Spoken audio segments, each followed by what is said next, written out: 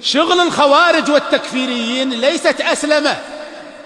ما بعد شفنا واحد من الكفار دخل في الإسلام عن طريق الخوارج أو التكفيريين. شغلهم من يوم يصبحون إلين يمسون إخراج، ما هو بإدخال.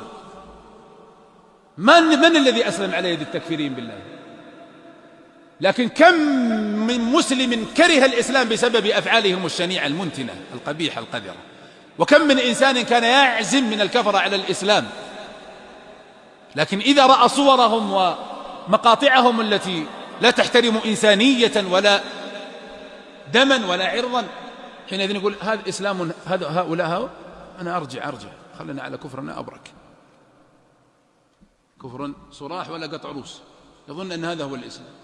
فإذا التكفيريون من أخس الطوائف، لأن شغلهم الشاغل ليس التخطيط لإدخال أحد من الكفرة في دائرة الرحمة والرضا، وإنما شغلهم الشاغل وتتبعهم لمقاطع العلماء وتتبعهم لأحوال الحكام ليس للإدخال وإنما للإخراج. فإذا هم أبالسة في صورة بشر، لأن إبليس مذ خلقه الله وأبى أن يسجد لآدم وهو يقول سأخرجهم من دائرة رحمتك إلى دائرة غضبك، ولا لا؟ إذن هذا هو اللي شغل إبليس. ما بعد شفنا أحد أسلم على يد إبليس، ولا بعد شفنا أحد دخل في الدين والهداية والاستقامة على يد إبليس. هذا هو اللي أبالسة.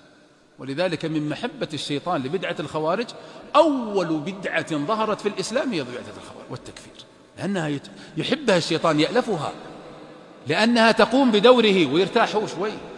هو تعب، يبي يسخر له إيش؟ طلاب يكملون المشوار، وهو يصير المشرف العام، هو يصير المشرف العام على هالثورة هذولي. وهذولي شغلهم يلا الحكام كفار والأمراء كفار والعلماء كفار وبلاد المسلمين كفار والذي يرضى بحكم الحاكم كفار وحريم الكفار كفار وأولاد الكفار كفار وجيران الكفار كفار وجماعة المسجد اللي يصلون وراء الكافر كفار. طيب من بقي؟ أبدا.